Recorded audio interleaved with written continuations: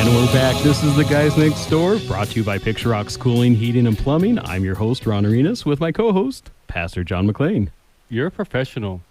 You are officially a professional, Ron. Oh, wow. How does it feel? Do I get a badge?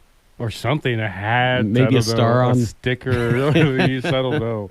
But wow, man, you've come so far. Like Well, I thank was you. the other day, I was watching some of the stuff from years ago of you. It was probably brutal. It was rough. It was rough. But you're super smooth now, man. I'm Well, so thank proud you. of you. Thank you. Yeah, I appreciate for that. for sure. I do. I Yeah. do. Well, today we have a guest with us. Yeah. It's Austin Hall with Desert Camo Collective. Yes, sir. Okay. All right. Yeah. Okay. Well, we've been withholding I got to get to know the young gentleman, but we're withholding his business because that's the little game that Ron always likes to play with me, with the guests. But yeah, pleasure to meet you, Austin. Welcome to the show, brother. So tell us about your organization, what you do, who you are. Yeah. So, first of all, I really appreciate you guys having me on, Yeah. and taking the time to do this. But I am the owner of Desert Camo Collective, Okay. and we focus on creating hyper-realistic camouflage for desert landscapes. Okay. And the reason why I got started on this is because I'm a born and raised hunter here in Arizona. Mm. And I, over the years, never found good, realistic camouflage that fit the desert. Right, And that's true. so I wanted to take that responsibility and start my own company. Mm. And yeah, very excited about it. Interesting. So we got definitely have to dig more. I didn't even realize that there was hunting in Arizona. Granted, I'm not the biggest hunter enthusiast, so give me a little bit of slack on that one. There But is. Explain Yeah. further for me what hunting in Arizona it looks like. So it's challenging. Number one, Okay. the It's very desert. challenging. Yeah. Yeah, the desert Yeah, is they're- no joke when it comes to hunting. Okay. Right. I would imagine not. I mean, it seems like you would anybody would stick out like a sore thumb. Like there's really nothing to hide behind, and not too many trees. I would imagine not. Not too only much. that, but there's not as much vegetation or Mhm. water. Mm. So, Mhm. there's fewer animals because Mm. there's fewer sources for them Mhm. to eat and drink. Okay. Yeah, absolutely. Yeah, I mean, with just the desert landscape with the hills and the mountains and just how rough the terrain is, Mhm. it's really challenging. You really have to dig deep to find the animal that you are trying to harvest. Mm-hmm. When it comes to deer hunting, that's huge in Arizona, Mhm. across the state. Mm. And when it comes to archery hunting, you have to be very skilled and patient when it comes to it, but you also have to have the right gear because you do really stick out like a sore thumb. Mm-hmm. Yeah. And a lot of people are wearing kind of woodland camouflage Mm.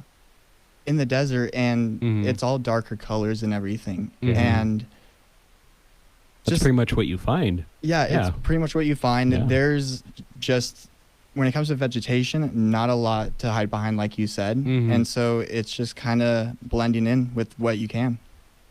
Interesting. And so, also explain to me, and I won't dig into it too much because I feel like a fifth grader right now asking questions. But so where does one hunt in Arizona? Like what areas? So in Arizona specifically, you could go outside of town, Mhm. really anywhere. So when it comes to hunting, you put in for different draws for different areas, and Mm. these areas are all bordered off across the state. Mm. And you'll put in for a certain area, and it's pretty much like they're drawing names out of a hat, Yeah. essentially. It's a lottery. It's like Yeah. a lottery. Mhm. You throw your name in there, and if they draw your name, then you get the opportunity to go on this hunt Mm-hmm. for these dates in this area that you Mhm. put in for. Mm-hmm. And you're not allowed to go outside of this area. You have to stay inside that area, and you can't hunt outside of the dates that they Mhm. give you. And yeah, so it's So it's like outside of Pima County Or are there hunting areas Oh, in it's Pima within County? Pima County. Within Yeah, Pima sure, County. sure. It's Okay. pretty much in Yeah, every that's county. really, Yeah. I'm so naive to this. That's pretty much how basic of a question. It's that I'm every asking. rural area. I mean, Okay. there's So hunting. have you been hunting? Sure. Yeah. In Arizona? Mm-hmm. Interesting. Yeah. So there's areas in Oracle or Arivaca or Yeah. just all along the southern. And you You know- hunt with a gun or with a bow and arrow? Yeah, Yes. so in Arizona, Interesting. you could do both. Yeah. There's different seasons. Okay. Yeah. Well, I feel like I'm getting us too sidetracked on this hunting thing. Let's talk more about your business, your inspiration, what brought you into that, and then kind of where you're at with it now. So when it comes to Desert Camo Collective, yeah, I started it because I've been hunting in Arizona ever since I was younger, and just throughout the years, when it comes to companies who are making camouflage, it's just more so patterns that are being created right now more than a realistic. Mm-hmm. And realistic camouflage, I feel like, is what you need the most when it comes to blending in with the desert. Mm-hmm. And I wanted to really take on that role. And I just never understood throughout all the years of hunting in the desert why there wasn't any realistic desert camouflage that fit Yeah. the vegetation that we have here. Mm-hmm.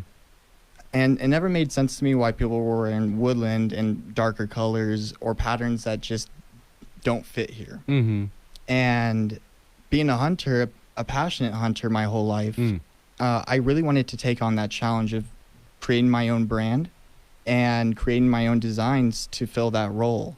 And I truly believe it could help a lot of hunters in Arizona to achieve their goals when they go out for their season and be able to get even closer to harvesting the animal that they are going for. Right. And so I really want to be able to help people with this. And yeah, ultimately, it's something that my dad and I also talked about a lot too before he passed. Mm-hmm. And he was a huge hunter himself. Okay. I wouldn't be hunting if it wasn't for him. Sure. You grew up And- doing it, right? Yeah, With absolutely. your dad? Not Yeah. even just hunting, but camping, fishing, Right. Mm-hmm. all the above when it comes to just the outdoors. Well, Very you would have nice. had a great time this past weekend living on the streets with me for 3 days, walking 35 miles from Northwest Tucson to South Tucson, for sure. Because it was kind of like a camping trip, except for on it we were doing outreach to the homeless. So Oh, wow. yeah. The whole time I was thinking, man, this reminds me of camping, except for a lot more walking than I usually do with camping. But- Yeah. Yeah. Right. But I guess with hunting you do a lot of walking. You do a lot of around. walking with hunting. Yeah, definitely. Yep. A lot of walking, a lot of hill climbing. Yeah. Mhm.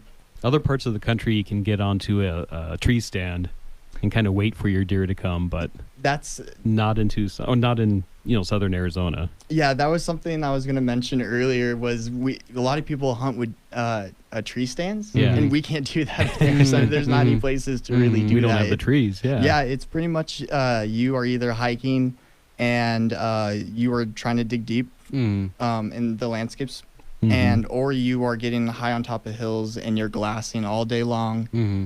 and hoping you're just going to see what you're looking for, and then Right. you make the stalk to get closer and closer, and hopefully you can get close enough to get a shot. Yeah. Well, But- speak to the type of products that you guys provide. We have about a minute and a half, so we have to jump out of here. And then how people can get a hold of those products if they're interested.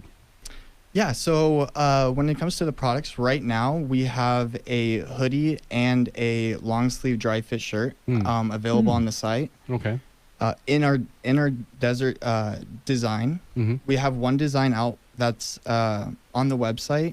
We only have one, but we have more designs in the work right now, which are going to be released Mm-hmm. within the next couple weeks. Hopefully, Nice. anybody could get the gear that they're looking for from our website, desertcamocollective.com. Okay. And yeah, we also have social media as well. Instagram, Desert Camo Collective. We have a link in the bio that they could click on too, and it'll take us right to the website. Nice. Excellent. Nice. So desertcamocollective.com is where you can find the gear. If you go on YouTube for the Guys Next Door page, you can see, I'm guessing this is what you're wearing now.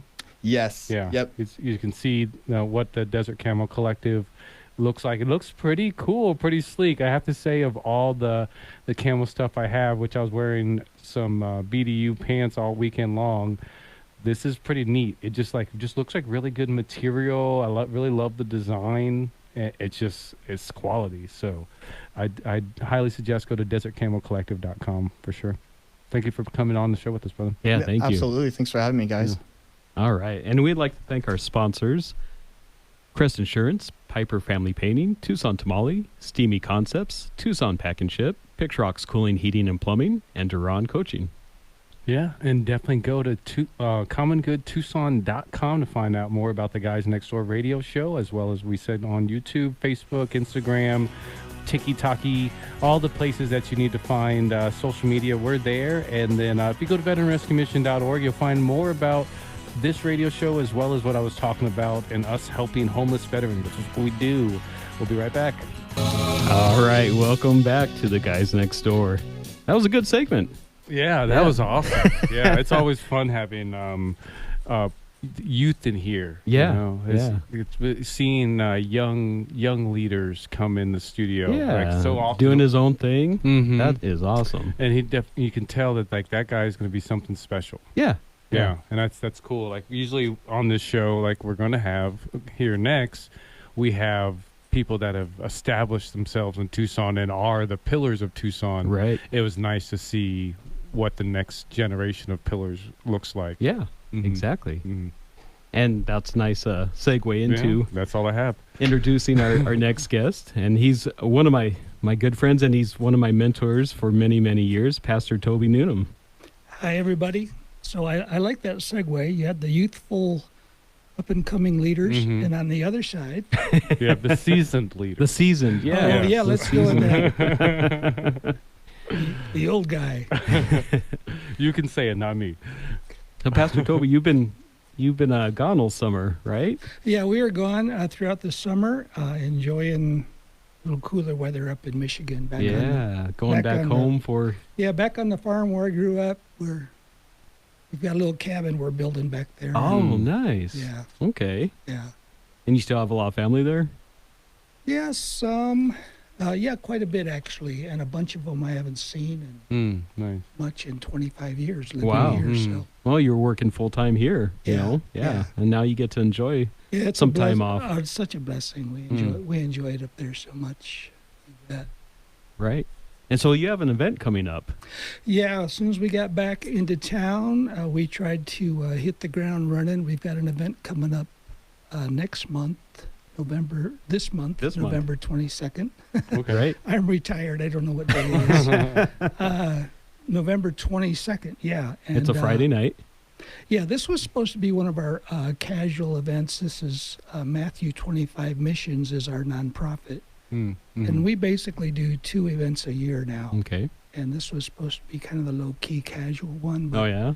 it's grown. I think it's going to be a decent-sized event. Yeah, it's turned out. And I'll tell you what, Ron, everything's lining up so nice. I was concerned about the weather because we'll be outdoors. Yeah. And it's been cold. Yeah. But on that day, it's supposed to be 82 degrees. Oh, wow. That's Okay. Friday the 22nd. Plus, we're serving hot chili, and there's a big old fireplace out there and Nice. outdoor heaters. It's really shaping up nice because I think people are getting ready for kind of that Christmas season where they want to put the scarves on and Yeah. their jackets and go out under the And- stars. Right, be and- outdoors. Yeah. Yeah. Mhm. So, And so paint a picture in our minds of the event and what people can expect. yeah, very casual. This is at New Life Bible Fellowship. I don't know if whoever's been out there has seen they have this amazing plaza. Right. On their Beautiful community outdoor plaza with a big old Yeah, on the fireplace. northwest side, right there. Yeah. Mm-hmm. And we're bringing our band in. We're called Greater Red Band. It's just a bunch of people I played over the years in churches. And for this night, we're doing classic rock stuff, which we do right. sometimes, featuring Jeff Frizzell. Right. Does the name Frizzell mean anything to you, I nothing. Sorry. Ron? Of course, yeah. Okay, all right. Yeah. Well, I'm probably am a bigger cheerleader than Jeff is about this, but Jeff is the nephew of legendary Lefty Frizzell. Right. Like, that's Nashville royalty. Yeah. And so we're featuring him with this, That's and cool. he always draws a big crowd. Yeah. So, and it's going to be a fun set. We're going to have a good time. Yeah. Serve chili, sit around, listen to music, and then we're raising money this time for an orphanage in Ethiopia. Oh, wow. And, okay. This basically is in Addis Ababa, which is the capital city, and I know every city has kids on the street, even Tucson or where we live. Yeah. But Addis Ababa has up to 150,000 kids on the street, Oh, wow. and they have no social programs. One of the things that we love doing is going over to Gospel Rescue Mission for their Blessings to Go. And when you go there, you'll see rows and rows of tents and awnings that offer help to people that need it. Okay. It's an amazing thing that we have in our country. Yeah. In Ethiopia, nothing. Doesn't exist. And so this could be infants, toddlers, elementary school kids, teenagers. They're just on the street, Wow. and they literally very short lifespan or no chance. So Yeah. this orphanage brings in as many of those kids as they can. Not only saves them physically, helps them get a foundation of hope and the love of Jesus Christ, and that's what we're really interested in partnering with. So Right. that night we'll be raising money for Bethlehem House Orphanage. Okay. Help some kids get off the street. All right. And how can people, other than attending the event, is there any other way that people could help out? Yeah, any donation that we receive right now for Matthew 25 will go toward that. And Okay. there's a website,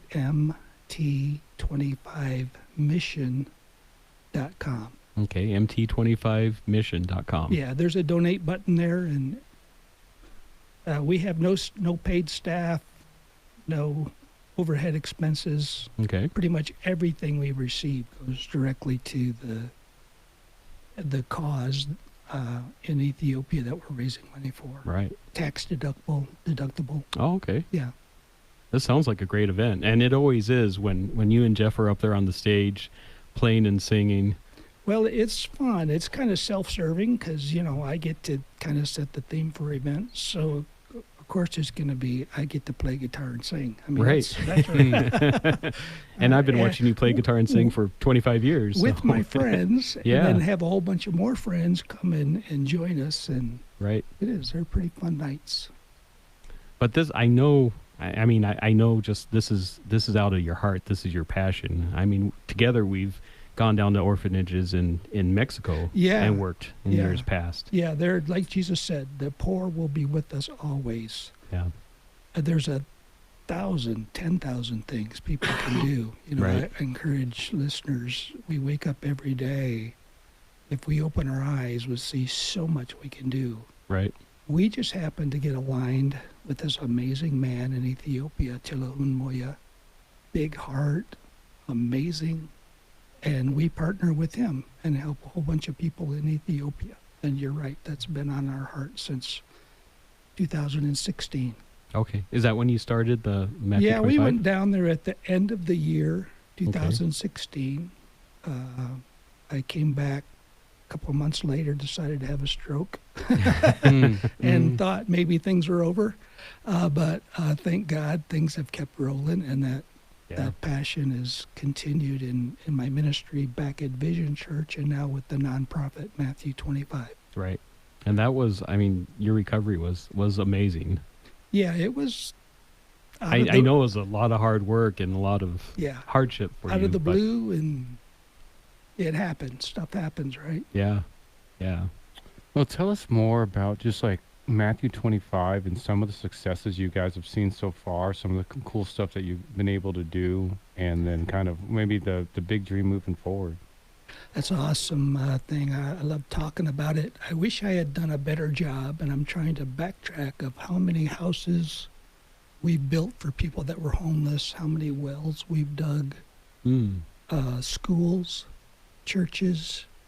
What Chilahun does is he lives in Addis Ababa, which is a huge capital city, but he travels out to remote places, like where the poorest people living. I mean, literally for us, if we've never been to the majority world countries, we haven't seen that they do still live in mud houses, farm with oxen. And that's where he goes, because even as we go down to other areas that need help, most organizations, for good reason, end up in the big cities. Sure. Where they have, technology and stuff. Till he goes out to the agricultural places, these brothers and sisters out there have basically nothing. It's hand to mouth, and they eat a handful of beans every day, and they have no schools.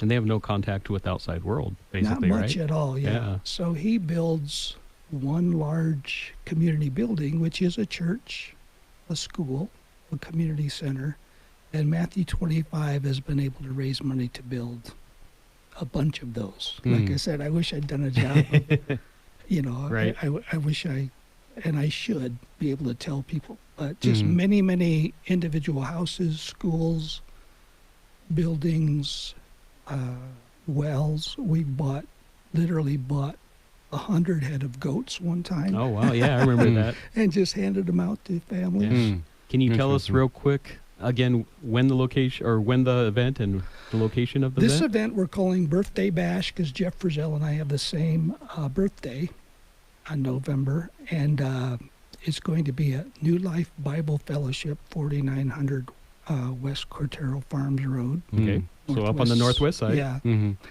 And November 22nd, we're going to start about 6:30, free event. Lots of good chili and cornbread. Lots of good rock and roll. And it's going to be a great event. Hope everybody comes out. Very good. Thank you so much for coming on again, Pastor Toby. We'd like to thank our sponsors, Crest Insurance, Piper Family Painting, Tucson Tamale, Steamy Concepts, Tucson Pack and Ship, Duran Coaching, and Picture Rocks Cooling, Heating, and Plumbing. Absolutely, and thank you for listening. Go to veteranrescuemission.org for more information about the show, as well as the work that we're doing to help connect homeless veterans with housing. We'll catch you next week.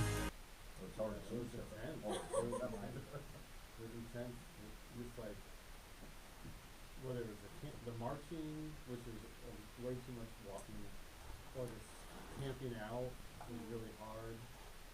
Or the interactions that we had with certain people, like most of them were really, really nice, but there was a couple times that it kind of went sideways. But overall, everything was It was great. Yeah, it was great. good. No, it was Wow. great. But yeah, it was just I'm still processing. I'm still recovering. Still have probably Write a day or everything two of down. sleep. Get it on this, I got a lot of videos. I've been documenting a lot, but now I'm just trying to figure out, okay, with all these video, all this pictures, all this stuff, like, how do I put it into a presentation? So I definitely want to go around